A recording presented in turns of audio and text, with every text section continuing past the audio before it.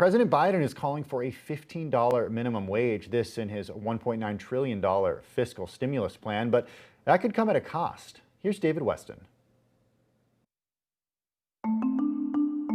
President Biden wants to raise the federal minimum wage to $15 an hour, a measure he included in his day one priority of passing a stimulus bill to support the economy.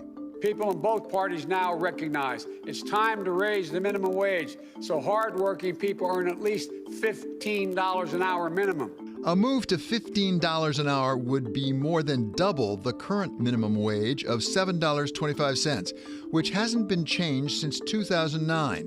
If passed, it would provide a pay hike to nearly 400,000 Americans who are earning minimum wage.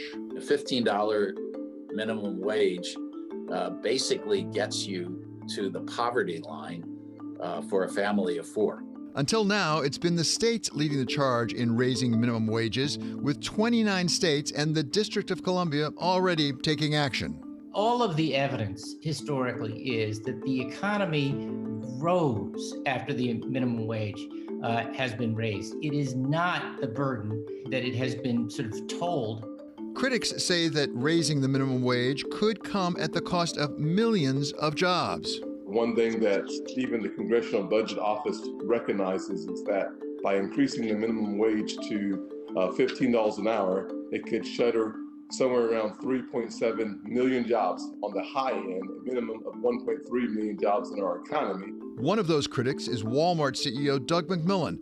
At a business roundtable event this week, the CEO agreed that $7.25 an hour is too low, but called for a higher wage that takes into account geographic differences and small businesses. I think that the CEO of Walmart is making a sensible statement that one size fits all isn't perfect.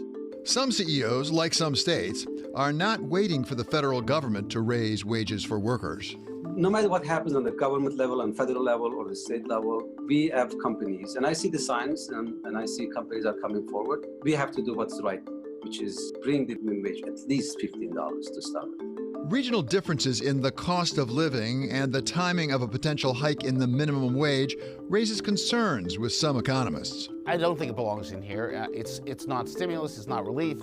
It gets in the way of recovery in the labor market, and so I expect that to drop out. Well, for more on this, catch David Weston's conversation with former Treasury Secretary Larry Summers and former Council of Economic Advisors Chairman Glenn Hubbard on Wall Street Week. It's happening tonight at 6 p.m. New York time.